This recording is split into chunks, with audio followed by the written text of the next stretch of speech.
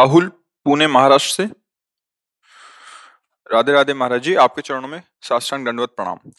गुरुदेव महाराज, मैं मदिरा पान और मांसाहार करता था तथा नित्य चिड़चिड़ापन और डर लगा रहता था। जब से आपका प्रवचन अमृत और राधा जी का नाम अमृत प्राप्त होने लगा है, अपने आप ही गंदी आदत छुटकारा प्राप्त हो गया है और राधा नाम के साथ ही जीना चाहता हूँ। अब मैं बहुत खुश हूँ, मेरा परिवार भी बहुत खुश है। गुरुदेव महाराज, कृपा हाँ, करके मुझे आशीर्वाद दीजिए कि मैं भगवत बहुत मार्ग पर अच्छा चल सकूं। हुआ जो अब लो नशानी अब ना नशइयों, ये बात हृदय में बैठ जाए। भगवान क्षमा कर देंगे। बकाया मनुष्य शरीर में किसी को दुख देकर अधर्माचरण करने से दुर्गति ही होती है।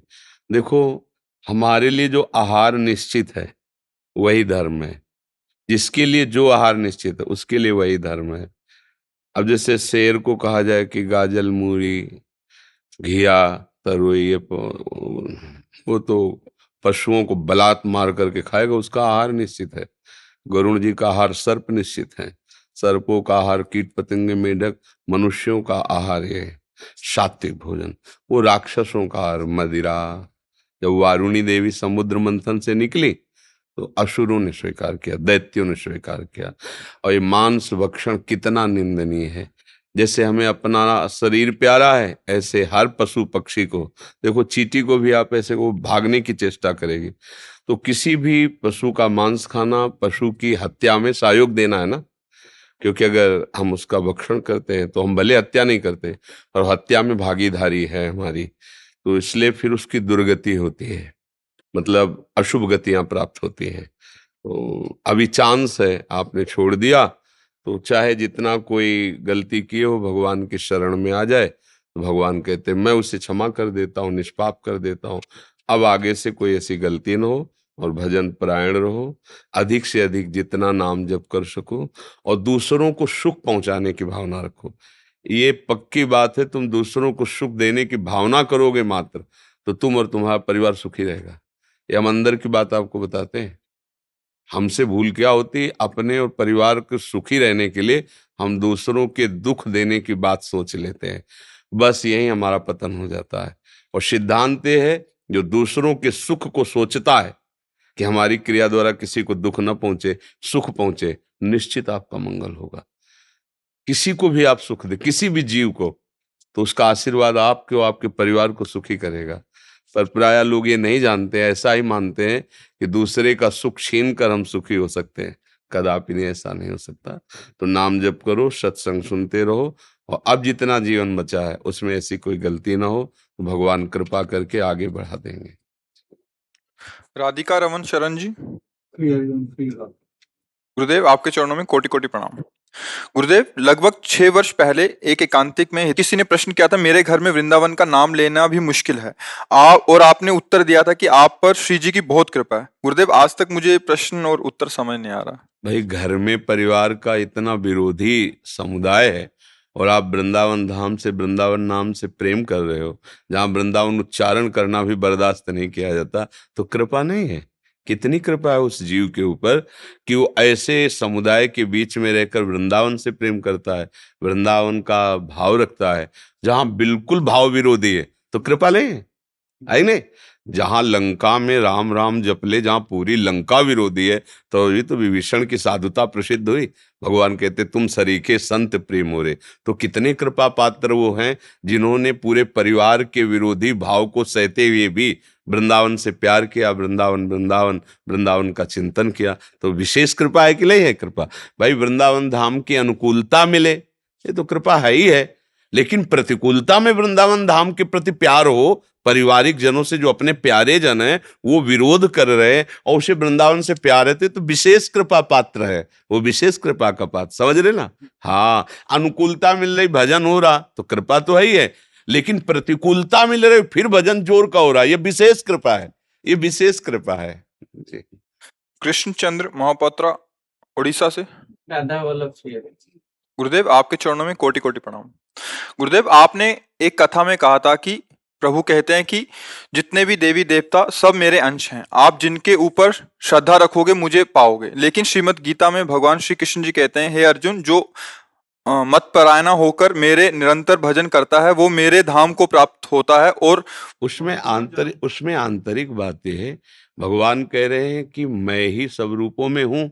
ये वो जान तो पा नहीं रहा, पर उसने अलग नाम लिया, अमुक देवता और अमुक रूप।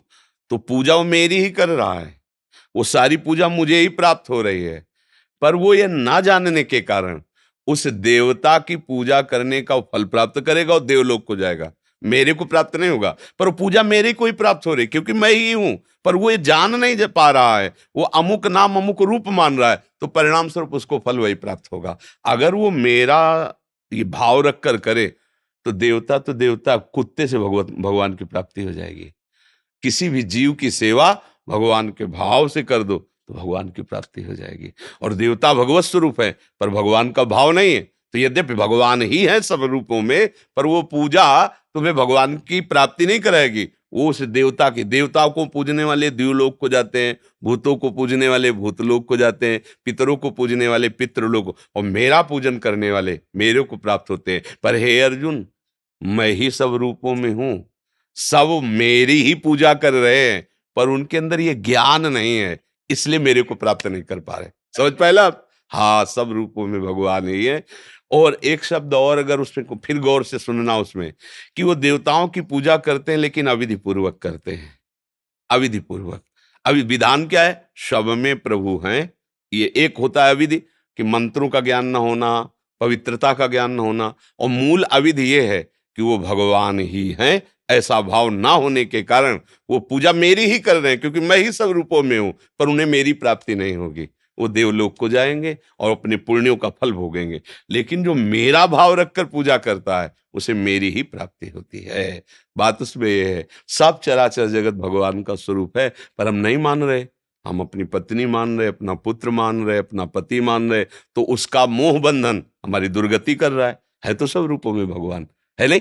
जैसे घी सर्वत्र है, दूध के रेसे रेसे में, पर ये जो अनुभवी वही जानता है, पर उसकी प्रक्रिया से उसे निकाल करके ही घी रूप में हम प्रयोग कर सकते हैं।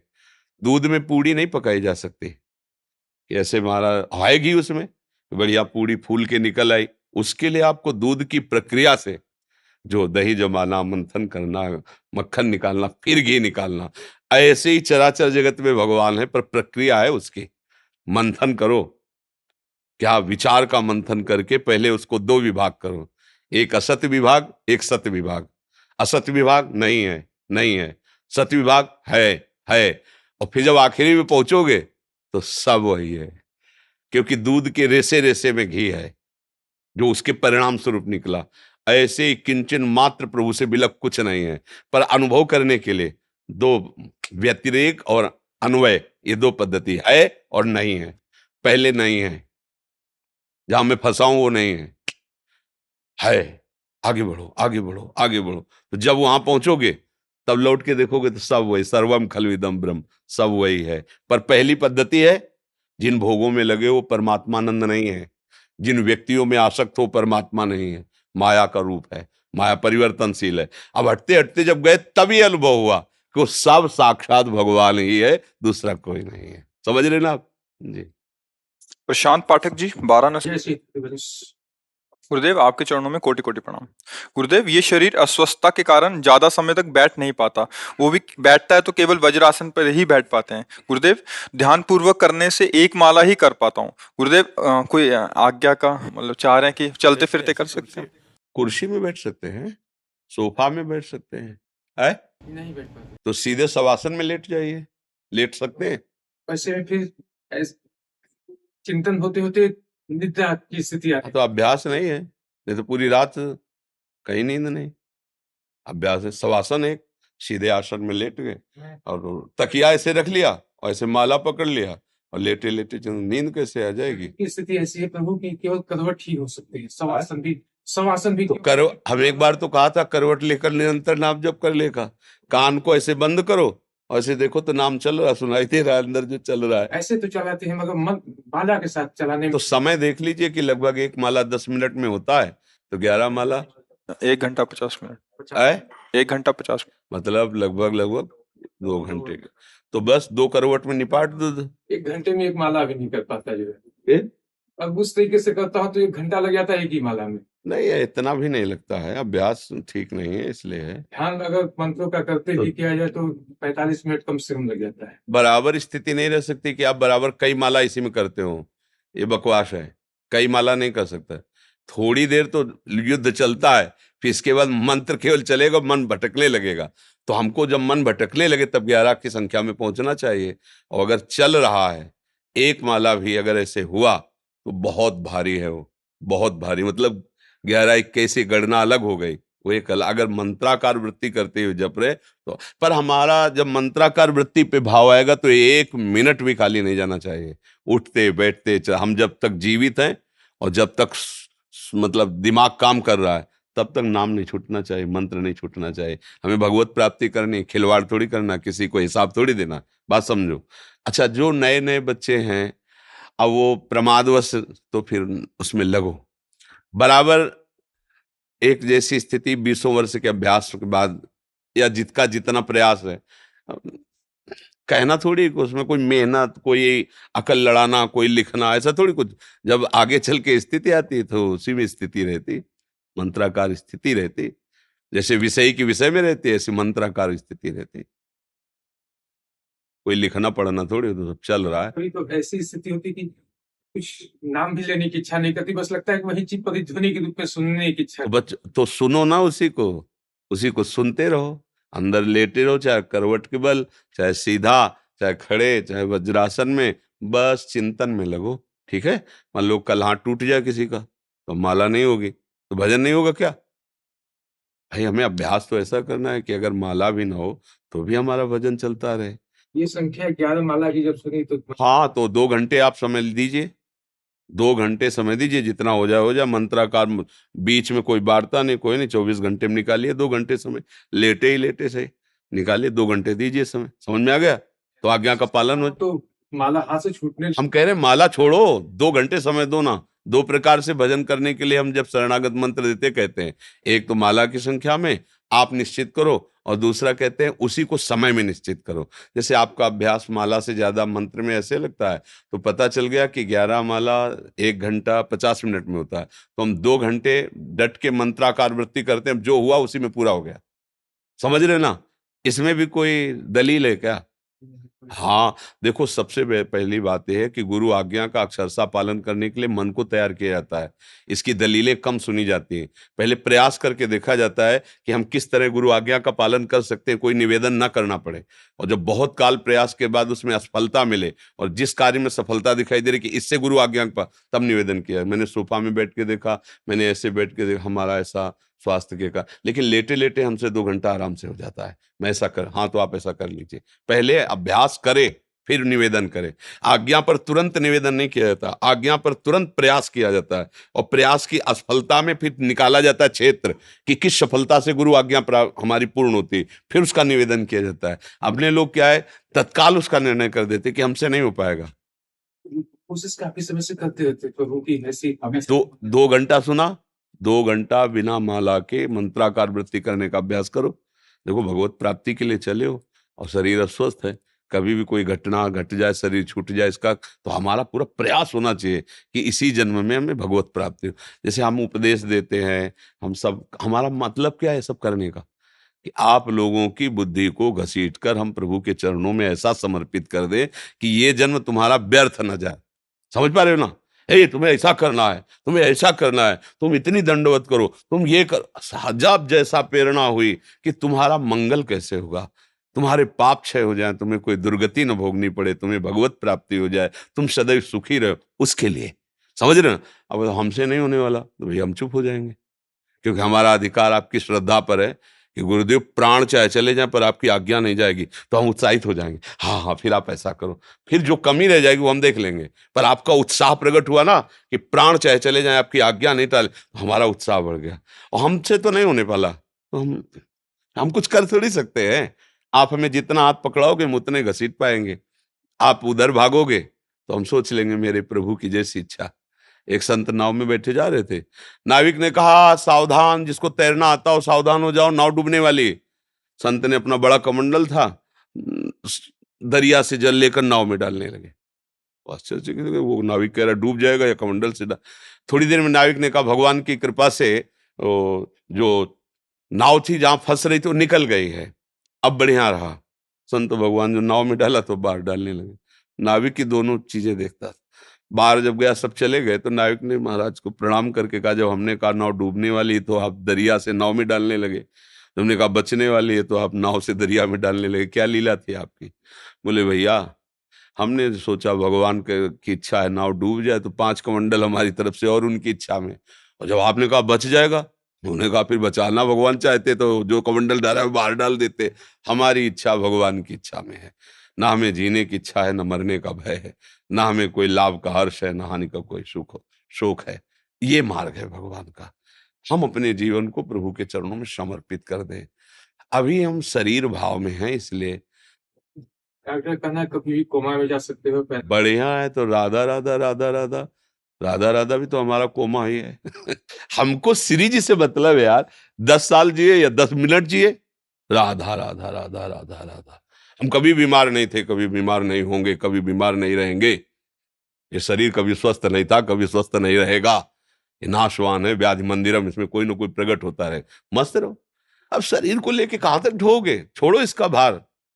राधा राधा राधा राधा राधा, हर समय भगवत चिंतन का अभ्यास करो। चाहे जब शरीर छूटे, हमें क्या परवाह, हमें तो जाना श्री जी के पास है, क्योंकि श्री जी के जाने के लिए जो तैयारी चाहिए वो कर ली।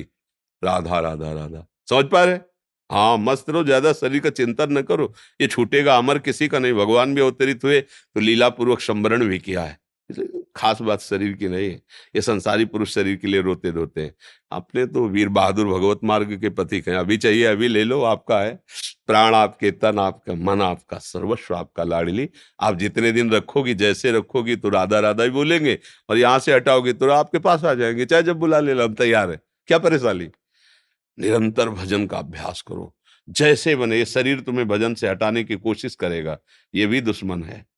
अगर ये विषयों में लगा है, ये कष्टप्रद भावना करके हमको प्रभु से हटा रहा है, तो हमें इस दुश्मन के राग से भी बचना है। जितना कष्ट आवे उतना ही राधा राधा राधा, जितनी विपरीतता है उतना ही राधा राधा। कौन हरा सकता है? जीत जाओगे। और अगर इसको लेके बैठोगे तो कभी सुखी नहीं रहोगे। ये सुख का हेतु नहीं है। व्याधि मंदिरम दुखालय, इससे दुख ही मिलता है। ज्यादा संबंध इससे नहीं रखना चाहिए। उतना संबंध रखना चाहिए जितने से हमें आवश्यकता है। भूख लगी तो भोजन दे देते, रोग है तो जो डॉक्टर मिला है उससे औषधि लेके दे देते। बकाया तुम मरो या जियो या दुखी रहो या सुखी रहो, तुम्हारे ऊपर। हमारा काम है राधा राधा राधा राधा राधा। हम तुमसे बुलवाएंगे, हम तुमसे अगर चल पाते हैं तो संत सभा में ले जाएंगे, देख पाते हैं तो भगवत और संतों के दर्शन करेंगे, सुन पाते हैं तो भगवत चर्चा सुने, नहीं सुन पाते तो उनके यहाँ पढ़े। मस्त रहना सीखो। शरीर की चिंता ज्यादा खास बात नहीं। जी।